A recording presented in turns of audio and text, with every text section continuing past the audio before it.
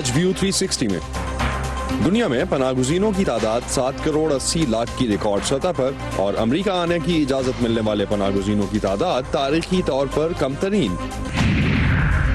امریکی تاریخ کی ایک تباہکن کی پہلی برسی پر ایک نظر ان کوششوں پر جو علاقے کے مسلمان اور پاکستانی رہائشیوں نے اپنے پڑوسیوں کی مدد کے لیے کی، اور امریکی صدور ریٹائرمنٹ کے بعد بھی ریٹائر کیوں نہیں ہوتے۔ وائس آف امریکہ کے واشنگٹن اسٹوڈیوز میں خوش آمدید، آپ دیکھ رہے ہیں ویو 360، میں ہوں اسد اللہ خالد۔ اقوام متحدہ کے سال 2018 کے اعداد و شمار کے مطابق دنیا بھر میں اس وقت تقریباً 2.5 کروڑ سے زائد افراد دوسرے ملکوں میں پناہ لینے پر مجبور ہیں۔ اس تعداد کا نصف سے زائد 18 سال سے کم عمر ہیں۔ اس سال جب یہ ڈیٹا جاری کیا گیا تو انٹرنیشنل ریسکیو کمیٹی کے صدر ڈیوڈ ملبینڈ کی جانب سے جاری کردہ بیان میں اس انسانی بحران کو بین الاقوامی کمیونٹی کی ناکامی کہا گیا۔ کئی دہائیوں تک امریکہ پوری دنیا کے مقابلے میں سب سے زیادہ پناہ گزینوں کو آنے کی اجازت دیتا تھا۔ ٹرمپ انتظامیہ نے اس پالیسی میں تبدیلی کی جس کے تحت سال 2020 کے لیے صرف 18,000 پناہ گزینوں کو امریکہ میں داخلے کی اجازت دی جائے گی۔ ٹرمپ انتظامیہ کی نئی پالیسی کے تحت جس پر عمل درآمد کا آغاز 3 نومبر سے ہو چکا، انتظامیہ نے مذہبی وجوہ کی بنا پر پناہ حاصل کرنے والوں کے لیے 5,000 افراد کا کوٹا مختص کیا ہے۔ 4,000 افراد کا کوٹا ان عراقیوں کے لیے ہے جنہوں نے عراق جنگ میں امریکہ کی معاونت کی، جبکہ 1,500 افراد کا کوٹا لاطینی امریکہ کے 3 ملکوں گواٹیمالا، ہونڈرس اور ایل سلواڈور کے شہریوں کے لیے مختص کیا گیا ہے۔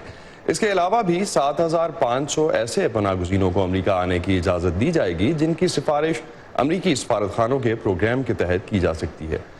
ٹرمپ انتظامیہ کے مطابق امریکہ انسانی بنیادوں پر پناہ گزینوں کی آبادکاری کے علاوہ بھی دنیا بھر میں اس کرائسس سے نمٹنے کے لیے بہت سے اقدامات کر رہا ہے، اور اس کی ریفیوجی پالیسی کو ان اقدامات سے علیحدہ کر کے دیکھنا درست نہیں۔ نہ صرف غیر قانونی تارکین وطن کی امریکہ آمد کو روکنا صدر ٹرمپ کا ایک اہم انتخابی وعدہ تھا، بلکہ قانونی طور پر امریکہ آنے والے تارکین وطن اور پناہ گزینوں کی تعداد میں کمی بھی موجودہ امریکی صدر کی پالیسی کا اہم فوکس رہا ہے۔ ٹرمپ انتظامیہ کی اس پالیسی کو دیکھتے ہوئے یہ بات کچھ اتنی حیرت انگیز نہیں ہونی چاہیے کہ اس سال امریکہ آنے والے پناہ گزینوں کی متعین کردہ تعداد امریکی تاریخ میں پناہ گزینوں کی آبادکاری کے پروگرام کی سب سے کم تعداد ہوگی۔ امریکہ میں مقیم پناہ گزین اور ان پناہ گزینوں کی مدد کرنے والی تنظیمیں صدر ٹرمپ کے اس اقدام کو کس طرح سے دیکھتے ہیں، شہناز نفیس کی رپورٹ سے جانتے ہیں۔ 28 سالہ راشد رقیب افغانستان میں امریکی فوجیوں کے ساتھ مترجم کے طور پر کام کرتے تھے۔ انہیں 2018 میں اپنی جان بچانے کی خاطر افغانستان سے امریکہ آنا پڑا۔ کئی گھنٹوں کا انتظار کروانے کے بعد انہیں ایئرپورٹ سے بالآخر باہر آنے کی اجازت تو ملی، لیکن یہ ایک نئے ملک میں ان کی مشکلات کا محض آغاز تھا۔ 7 دنوں تک میں نے کھانا نہیں کھایا۔ اس کے بعد یہاں رہنے والے کچھ افغان آئے اور مجھے اپنے ساتھ لے گئے۔ انہوں نے میرا تعارف پناہ گزینوں کی مدد کرنے والی کیتھولک چیریٹیز سے کروایا۔ انہوں نے مجھے قانونی معاملات میں مدد فراہم کی، بنیادی ضروریات کی چیزیں مہیا کی، مجھے رہنے کے لیے جگہ دی اور یہاں تک کہ روزگار ڈھونڈنے میں بھی میری مدد کی۔ واشنگٹن ڈی سی میں قائم کیتھولک چیریٹیز نامی ادارہ 1981 سے امریکہ میں پناہ لینے والے راشد رقیب جیسے افراد کو مدد فراہم کر رہا ہے۔ ہم نئے آنے والے پناہ گزینوں کو بنیادی سہولتیں مثلا خوراک، کپڑے، رہنے کی جگہ، جیب خرچ دیتے ہیں اور روزگار ڈھونڈنے میں ان کی مدد کرتے ہیں۔ ان میں سے بیشتر کا تعلق لاطینی امریکہ، ایشیا، افریقہ اور مشرق وسطیٰ سے ہوتا ہے۔ سامی کہتے ہیں کہ صدر ٹرمپ کی طرف سے امریکہ آنے والے پناہ گزینوں کی تعداد میں کٹوتی کی وجہ سے اس وقت وہ ماہانہ صرف 35 پناہ گزینوں کو مدد فراہم کر رہے ہیں، جو اس ادارے کے قیام کے بعد سے کم ترین تعداد ہے۔ ادھر ٹرمپ انتظامیہ کے مطابق امریکی قوانین میں موجود خامیوں کے باعث بعض پناہ گزین نظام کا ناجائز فائدہ اٹھاتے ہیں۔ مثلا ہزاروں افراد معاوضہ ادا کیے بغیر صحت کی سہولتیں حاصل کر رہے ہیں۔ تاہم ریفیوجی انٹرنیشنل کے صدر ایرک شوارٹز کا کہنا ہے کہ صدر ٹرمپ کی پناہ گزینوں سے متعلق اپنی پالیسی کے دفاع میں یہ وجوہات بڑی حد تک بے بنیاد ہیں۔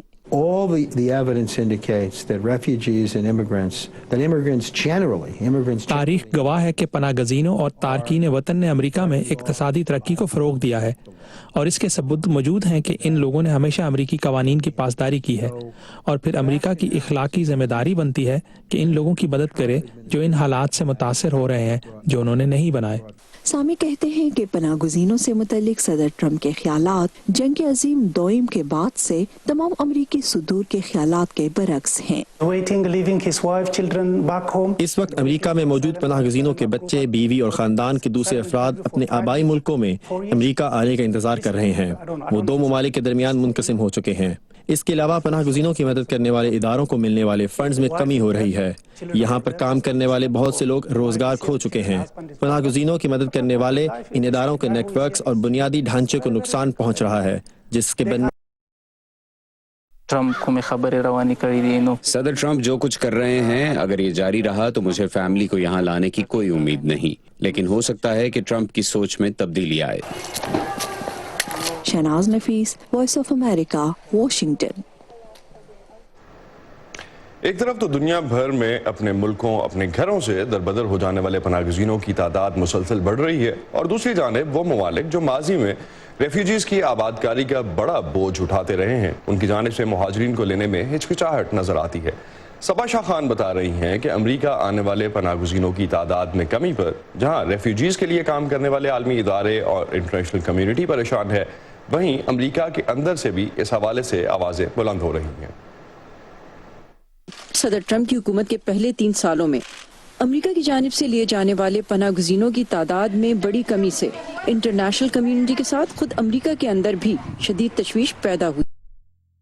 Fiscal year 2019 में इंतजामिया ने 30,000 की नई कम तरीन सतह मुकर्रर की, जबकि हमारी इत्तलात के मुताबिक 2020 के बाद इंतजामिया इसे कम करके 0 करना चाहती है। और यही वजह है कि मेरेडिथ ओवन की तंजीम मुख्तलिफ कम्युनिटी लीडर्स और पनाह गुज़ीनों के साथ मिलकर अमरीकी कानून साजों पर जोर डाल रही है कि रेफ्यूजी रीसेटलमेंट प्रोग्राम को खत्म ना किया जाए। इस प्रोग्राम के तहत अमरीकी हुकूमत दुनिया भर से पनाह की दरख्वास्त करने वाले अफराद के केसेस के जायजे के बाद उन्हें अमरीका लाकर बसाने का काम करती है।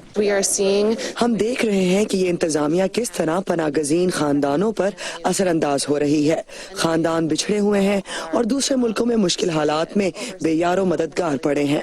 इनमें इराकी पनाहगज़ीन क़साई हुसैन भी हैं। वो स्टेडियम में वॉलीबॉल खेल रहे थे, वो शिकार बने जिसमें उनकी आंखें और चेहरा तबाह हो गए थे। वो इस वक्त यूनिवर्सिटी ऑफ टेक्सास में जेर तालीम है। आज क़साई अमरीकी अवामी नुमाइंदों को अपने जैसे रेफ्यूजीज के इशूज पर आवाज उठाने के लिए कायल करने की कोशिशों का हिस्सा है। आपको हर मुल्क में कुछ अच्छे और कुछ बुरे लोग मिलेंगे, तो हमें अच्छे और बुरे पनाहगज़ीनों में तफरीक करनी होगी।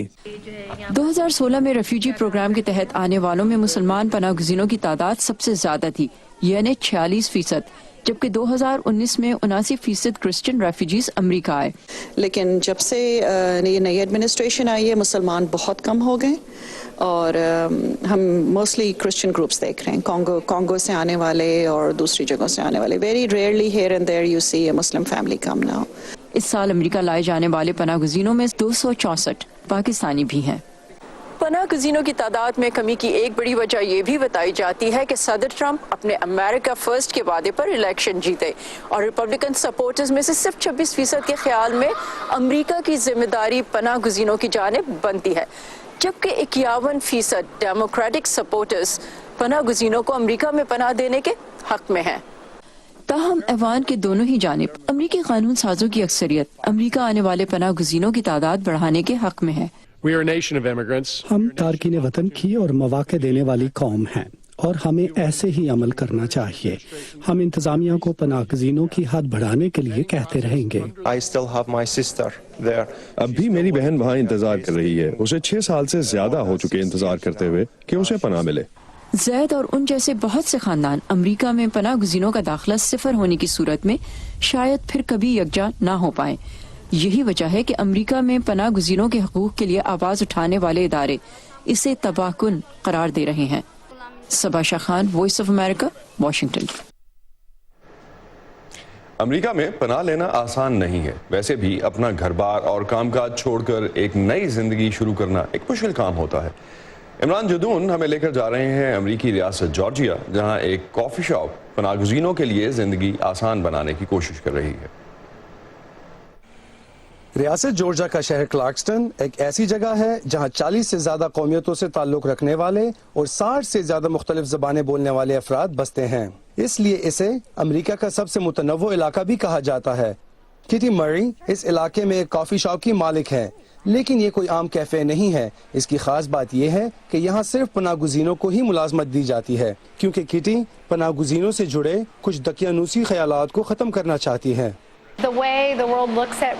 مجھے لگتا ہے کہ دنیا پناہ گزینوں کو منفی نظر سے دیکھتی ہے، مثلاً انہیں کبھی ایک بوجھ یا پھر کبھی بہت خطرناک سمجھا جاتا ہے۔ یہ سچ نہیں ہے۔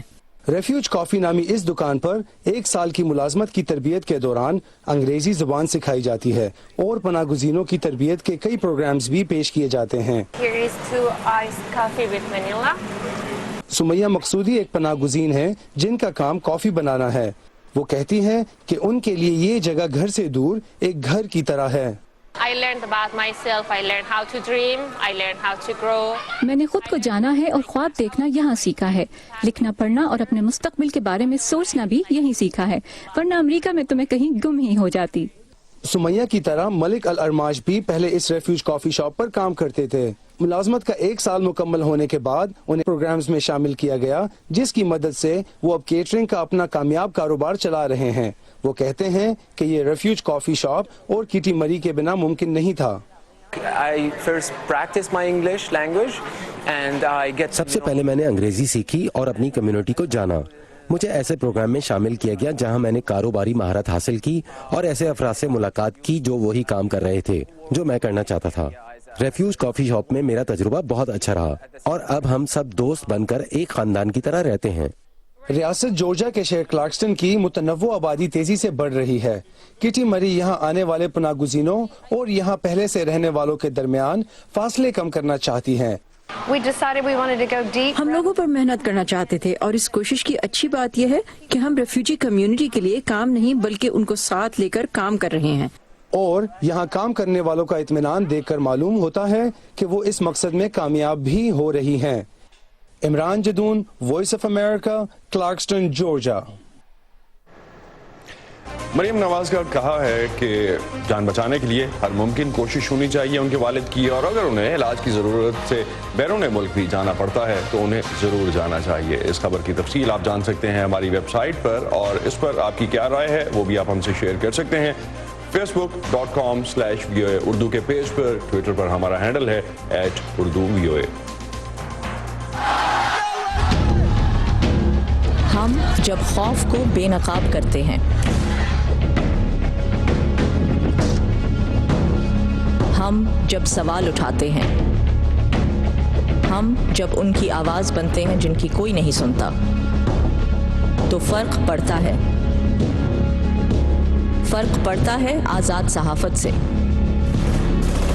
ہم ہیں وائس آف امریکہ، ہمارے لیے آزاد صحافت اہم ہے۔ آج 8 نومبر ہے۔ گزشتہ سال اسی دن لگنے والی آگ نے ریاست کیلیفورنیا کے متعدد پہاڑی علاقوں کو اپنی لپیٹ میں لے لیا تھا۔ جنگل میں لگنے والی اس آگ نے 50,000 سے زیادہ افراد کو بے گھر کر دیا، جبکہ 84 افراد کی جان بھی لی۔ ایک طرف جہاں اس آگ سے پھیلنے والی ہنگامی صورتحال انتظامیہ کے لیے نئی تھی، وہیں بے گھر ہونے والے سفید فاموں کی اکثریت کے لیے بھی یہ پہلا موقع تھا کہ انہیں اپنا گھر بار چھوڑنے پر مجبور ہونا پڑا۔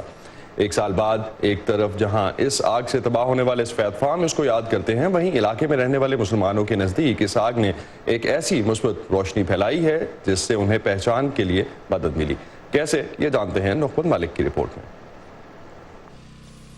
8 نومبر 2018 ریاست کیلیفورنیا کے علاقے پیراڈائز کے رہائشیوں کے لیے عام دن کی طرح ہی شروع ہوا تھا۔ ہمیں کوئی وارننگ نہیں ملی تھی، کوئی الرٹ موصول نہیں ہوا۔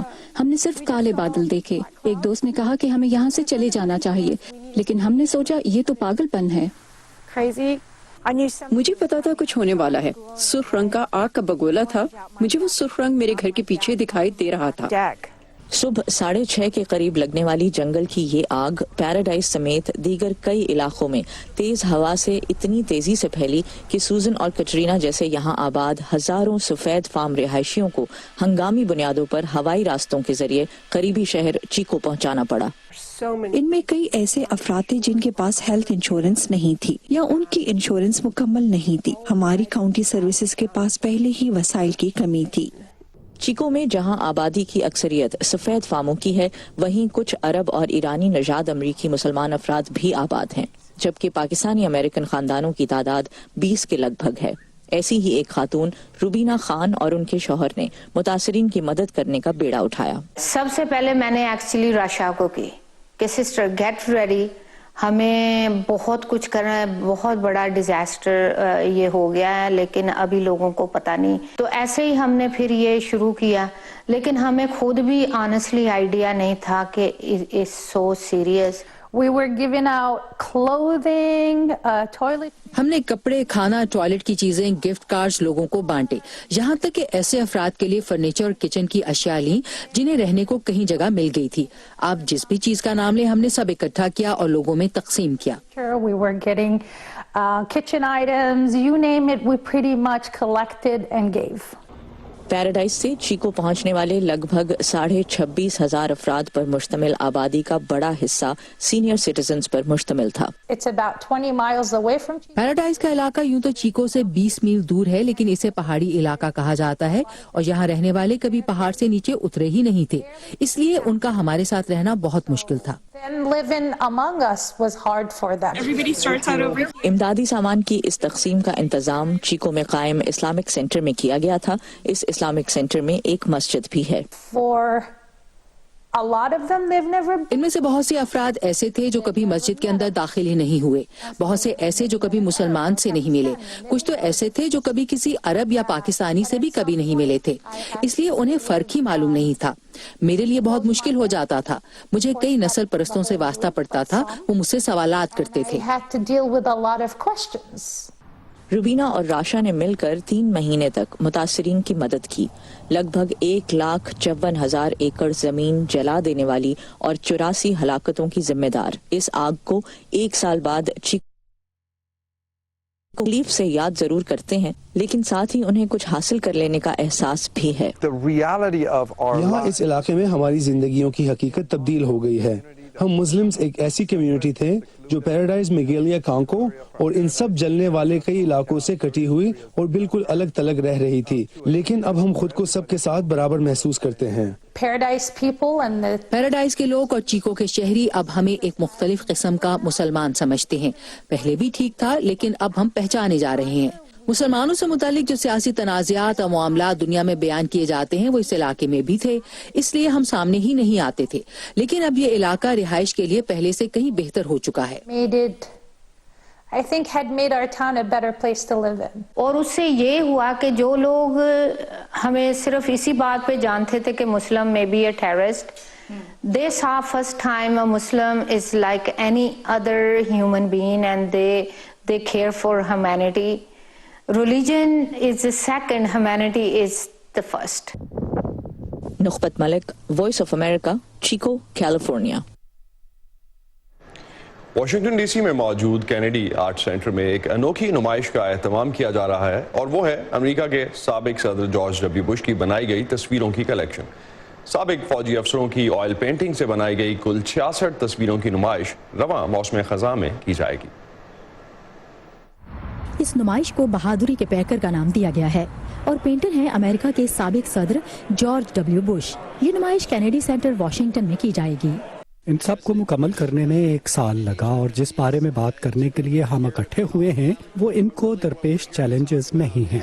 चैलेंजेस का सामना तो उन्होंने किया ही, लेकिन इसके साथ साथ हम इनके अज़्म और कायदाना सलाहियतों को पेश कर रहे हैं जिसका मुजाहरा वो रोजाना करते हैं। सन 2009 में सदारती मनसब से फरागत के बाद सदर बुश ने खुद को साबिक फौजियों के लिए वक्फ कर दिया था और उन्होंने इनके लिए गोल्फ और पहाड़ों पर बाइक चलाने के मुकाबलों का इनकाद किया। मैंने फौज में 24 साल खिदमत सर अंजाम दी। मैं इराक और अफगानिस्तान में भी तैनात रहा। 27 जुलाई सन 2007 में इराक में मैं शदीद जख्मी हो गया। मेरी दाईं टांग कट गई।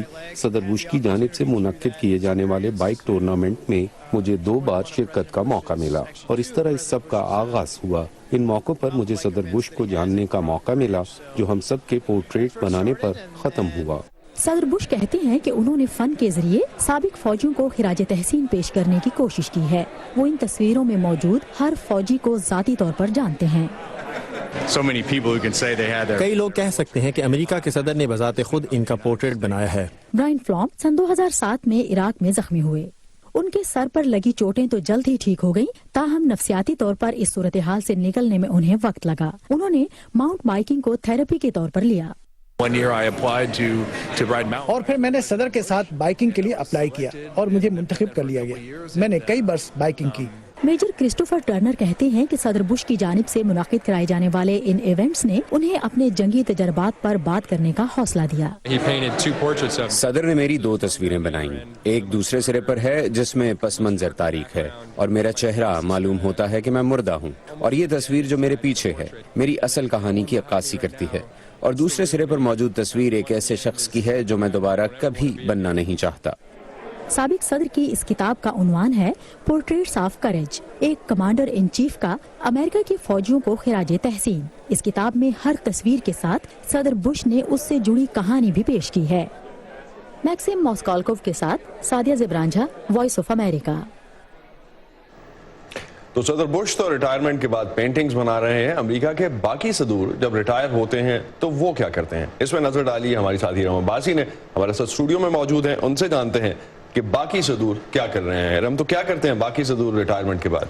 अच्छा, सबसे पहले जिक्र करते हैं जिमी कार्टर का, जो कि सबसे लंबी उम्र पाने वाले पहले अमरीकी प्रेसिडेंट अब बन चुके हैं और उनकी उम्र 95 साल है, 95 साल उनकी उम्र है। और वो अभी भी जो है संडे स्कूल जाते हैं आफ्टर लाइफ के बारे में बात करने। उसके बावजूद वो रेगुलरली जो है फलाही कामों में साथ देते हैं, अपनी बीवी के साथ पेश रहते हैं। दोनों मियाँ बीवी ने मिलके कार्टर सेंटर बनाया है जिसका मकसद इंसानी हकूक़ की बहाली के लिए काम करना है, और साथ ही साथ वो जो तिब्बी सहूलियात फराहम करने वाले केयर गिवर्स होते हैं उनको जो है ट्रॉमा जो से वो गुजरते हैं या उनकी मदद करते हैं ज़िंदगी उनके लिए आसान बनाने के लिए और उनको ये रियलाइज़ कराने के लिए कि किसी की मदद करना कितना बड़ा काम है। और उनकी बीवी के मुताबिक अब तक वो 40 मिलियन केयर गिवर्स जो US में हैं उनके साथ मिलकर काम कर चुके हैं और उनके लिए सहूलियात मुहैया करने की वो कोशिश करते हैं। साथ ही साथ उनको 2002 में इन्हीं सरगर्मियों की वजह से, अपने फलाही काम की वजह से नोबेल प्राइज़ से भी नवाजा गया, और कुछ दिन पहले ही वो गिर गए जिसकी वजह से उनको 14 टांके लगे, लेकिन उसके बावजूद वो घर नहीं बैठे। वो एक तकरीब में आए जहाँ पे बैंडेज उनकी आंख पे लगा हुआ था। अब बात अगर हम ओबामा की करें तो ओबामा ने जो है पिछले साल जब उनकी पूरा साल तक अहम तकारीर दी, चाहे वो यूनिवर्सिटीज़ हो, चाहे वो सेनेटर जॉन मैकेन का फ्यूनरल हो, वहाँ पर उन्होंने उनको खिराज तहसीन पेश किया। साथ ही साथ वो अब खुलकर प्रेसिडेंट ट्रंप को जो है उनको तनकीद का निशाना भी बनाते हैं उनकी बाज़ पॉलिसीज़ पे। और साथ ही साथ नेटफ्लिक्स पे उन्होंने, दोनों मियाँ बीवी ने एक कॉन्ट्रैक्ट साइन किया जिसके मुताबिक अब वो दोनों फिल्में प्रोड्यूस करेंगे। जाते जाते एल गोर की बात करते हैं जो कि वाइस प्रेसिडेंट थे और अपने क्लाइमेट चेंज के काम के लिए जाने जाते हैं।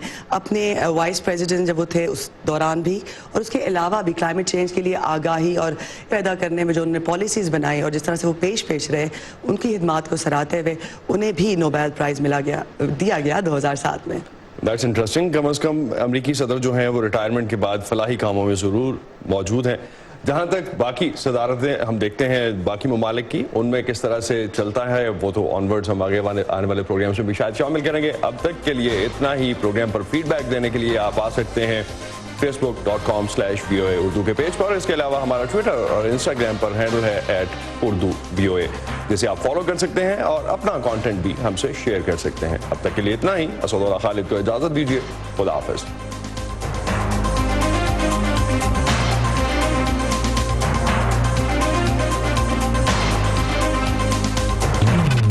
ताज़ा तरीन खबरें, अहम वाक़यात, ऑडियो वीडियो रिपोर्ट्स और तज्ज़िये देखने, सुनने और पढ़ने के लिए डाउनलोड कीजिए VOA उर्दू की नई ऐप। खबरें